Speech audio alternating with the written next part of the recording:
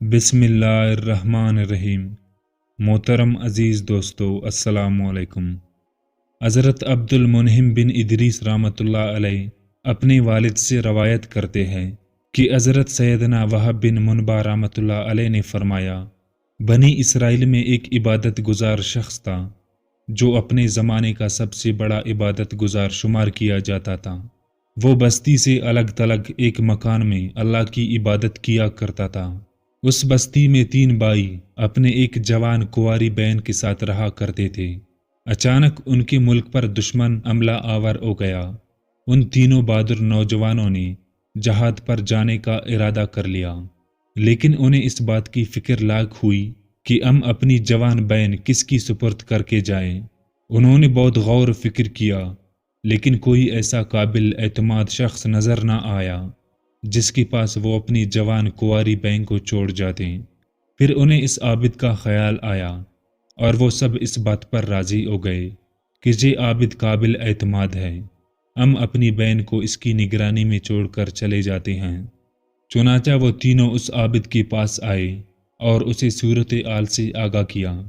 عابد نے صاف انکار کرتے ہوئے کہا، میں یہ ذمہ داری ہرگز قبول نہیں کروں گا۔ لیکن وہ تینوں بھائی اس کی منت سماجت کرتے رہے۔ بالآخر وہ عابد اس بات پر راضی ہو گیا کہ میں تمہاری بہن کو اپنے ساتھ نہیں رکھوں گا، بلکہ میرے مکان کے سامنے جو خالی مکان ہے تم اپنی بہن کو اس میں چھوڑ جاؤ۔ وہ تینوں بھائی اس بات پر راضی ہو گئے اور اپنی بہن کو اس عابد کے مکان کے سامنے والی مکان میں چھوڑ کر جہاد پر روانہ ہو گئے۔ وہ عابد روزانہ اپنے عبادت خانے سے نیچے اترتا اور دروازے پر کانا رکھ دیتا، پھر اپنے عبادت خانے کا دروازہ بند کر کے اوپر اپنے عبادت خانے میں چلا جاتا۔ پھر لڑکی کو آواز دیتا کہ کانا لے جاؤں۔ لڑکی وہاں سے کانا لے کر چلی جاتی تھی۔ اس طرح کافی عرصہ تک عابد اور اس لڑکی کا آمنا سامنا نہ ہوا۔ وقت گزرتا رہا۔ ایک مرتبہ شیطان مردود نے اس عابد کے دل میں یہ وسوسہ ڈالا کہ وہ بیچارہ اکیلی لڑکی ہے، روزانہ یہاں کانا لینے آتی ہے، اگر کسی دن اس پر کسی مرد کی نظر پڑ گئی اور وہ اس کی عشق میں گرفتار ہو گیا تو کتنی بری بات ہے۔ کم از کم اتنا تو کر کہ دن کے وقت تو اس لڑکی کی دروازے پر کانا رکھ کر آیا کر تاکہ اسے باہر نہ نکلنا پڑے۔ اس طرح تجھے زیادہ اجر بھی ملے گا اور وہ لڑکی غیر مردوں کی شر سے بھی محفوظ رہے گی۔ اس عابد کے دل میں یہ وسوسہ گر کر گیا اور وہ شیطان کی جال میں پھنس گیا۔ چنانچہ وہ روزانہ دن میں لڑکی کی مقام پر جاتا اور کانا دے کر واپس آ جاتا، لیکن اس سے گفتگو نہ کرتا۔ پھر کچھ عرصہ بعد شیطان نے اسے ترغیب دلائی کہ تیرے لیے نیکی کمانے کا کتنا عظیم موقع ہے کہ تو کانا اس کے گھر میں پہنچا دیا کر تاکہ اس لڑکی کو پریشانی نہ ہو، اس طرح تجھے اس کی خدمت کا ثواب زیادہ ملے گا۔ چنانچہ اس عابد نے اب گھر میں جا کر کھانا دینا شروع کر دیا۔ کچھ عرصہ اسی طرح معاملہ چلتا رہا۔ شیطان نے اسے پھر مشورہ دیا کہ دیکھ وہ لڑکی کتنی دنوں سے اکیلی اس مکان میں رہ رہی ہے، اسے تنہائی میں وحشت ہوتی ہوگی، اگر تو اس سے کچھ دیر بات کر لے اور اس کے پاس تھوڑی دیر بیٹھ جائے تو اس کی وحشت ختم ہو جائے گی اور اس طرح تجھے بہت اجر ثواب ملے گا۔ عابد پھر شیطان لہنگی چکر میں پھنس گیا اور اس نے اب لڑکی کے پاس بیٹھنا اور اس سے بات چیت کرنا شروع کر دی۔ پہل تو اس طرح ہوا کہ وہ عابد اپنے عبادت خانے سے بات کرتا اور لڑکی اپنے مکان سے، پھر وہ دونوں دروازوں پر آ کر گفتگو کرنے لگے۔ پھر شیطان کے اکسانے پر وہ عابد اس لڑکی کے مکان میں جا کر اس کے پاس بیٹھتا اور باتیں کرتا۔ بالآخر شیطان نے اب اسے ورغلانا شروع کر دیا کہ دیکھ یہ لڑکی کتنی خوبصورت ہے، کیسی حسین و جمیل ہے۔ جب اس نے جوان لڑکی کی جوانی پر نظر ڈالی تو اس کے دل میں گناہ کا ارادہ ہوا۔ ایک دن اس نے لڑکی سے بہت زیادہ قربت اختیار کی اور اس کی ران پر ہاتھ رکھا، پھر اسے بوسہ و کنار کیا۔ بالآخر اس بدبخت عابد نے شیطان کی بہکاوے میں آ کر اس لڑکی سے زنا کیا، جس کے نتیجے میں لڑکی حاملہ ہو گئی اور اس عمل سے ایک بچہ پیدا ہوا۔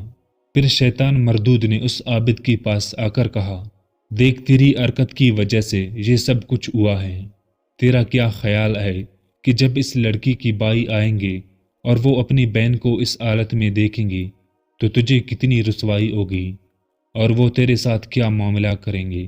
تیری بہتری اسی میں ہے کہ تو اس بچے کو مار ڈال تاکہ انہیں اس واقعے کی خبر ہی نہ ہو اور تو رسوائی سے بچ جائے۔ چنانچہ اس بدبخت نے بچے کو ذبح کر ڈالا اور ایک جگہ دفن کر دیا۔ اب وہ مطمئن ہو گیا کہ لڑکی اپنی رسوائی کی خوف سے اپنے بھائیوں کو اس واقعہ کی خبر نہ دے گی، لیکن شیطان ملعون دوبارہ اس عابد کے پاس آیا اور کہا، اے جاہل انسان، کیا تو نے یہ گمان کر لیا کہ یہ لڑکی اپنی بھائیوں کو کچھ نہیں بتائے گی؟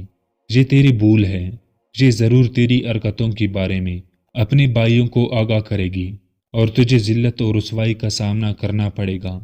تیری بہتری اسی میں ہے کہ تو اس لڑکی کو بھی قتل کر کے دفن کر دے تاکہ معاملہ ہی ختم ہو جائے۔ عابد نے شیطان کی مشورے پر عمل کیا اور لڑکی کو قتل کر کے اسے بھی بچے کے ساتھ ہی دفن کر دیا، اور عابد دوبارہ مصروف عبادت ہو گیا۔ وقت گزرتا رہا۔ جب اس لڑکی کی بائی جہاد سے واپس آئی تو انہوں نے اس مکان میں اپنی بہن کو نہ پا کر عابد سے پوچھا، تو اس نے بڑے غم کے انداز میں روتے ہوئے جواب دیا، تمہارے جانے کے بعد تمہاری بہن کا انتقال ہو گیا اور یہ اس کی قبر ہے، وہ بہت نیک لڑکی تھی۔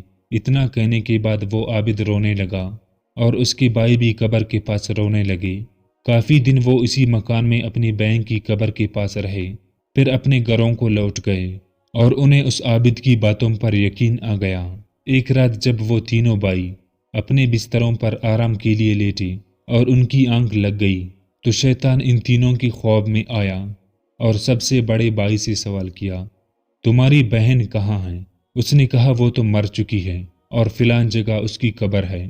شیطان نے کہا، اس عابد نے تم سے جھوٹ بولا ہے، اس نے تمہاری بہن کے ساتھ زنا کیا اور اس سے بچہ پیدا ہوا، پھر اس نے رسوائی کے خوف سے تمہارے بہن اور اس بچے کو مار ڈالا اور ان دونوں کو ایک ساتھ دفن کر دیا۔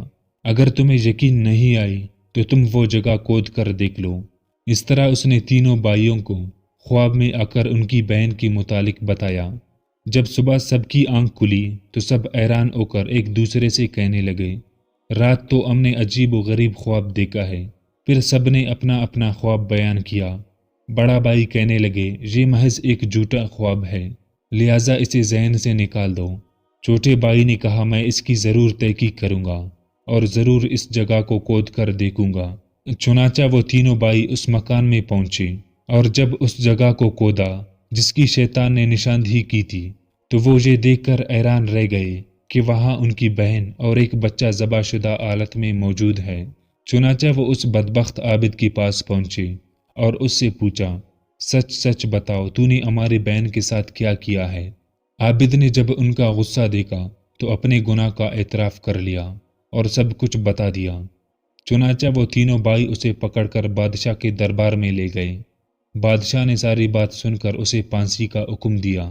جب اس بدبخت عابد کو پھانسی دی جانے لگی تو شیطان مردود اپنا آخری وار کرنے پھر اس کے پاس آیا اور اس سے کہا، میں ہی تیرا وہ ساتھی ہوں جس کی مشوروں پر عمل کر کے تو عورت کے فتنے میں مبتلا ہوا، پھر تو نے اسے اور اس کے بچے کو قتل کر دیا۔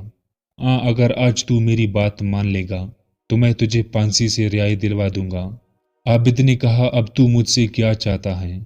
شیطان لعین بولا، تو اللہ کی وحدانیت کا انکار کر دے اور کافر ہو جا۔ اگر تو ایسا کرے گا تو میں تجھے آزاد کر دوں گا۔ یہ سن کر کچھ دیر تو عابد سوچتا رہا، لیکن پھر دنیائی عذاب سے بچنے کی خاطر اس نے اپنی زبان سے کفریہ کلمات بکے اور اللہ کی وحدانیت کا منکر ہو گیا۔ والعیاذ باللہ تعالی۔ جب شیطان ملعون نے اس بدبخت عابد کا ایمان بھی برباد کر دیا تو اسے حالت کفر میں پھانسی دی گئی اور وہ اپنے ساتھیوں سمیت وہاں سے غائب ہو گیا۔ اے ہمارے پروردگار، عورت کی فتنوں اور شیطان کی مکاریوں سے ہماری حفاظت فرما، ہمیں دنیا اور آخرت کی ذلت و رسوائی اور عذاب سے محفوظ فرما، ہماری عصمتوں اور ہماری ایمان کی حفاظت فرما۔ اے اللہ، ہم تیری عطا سے مسلمان ہیں، تجھے تیرے حبیب صلی اللہ علیہ وسلم کا واسطہ۔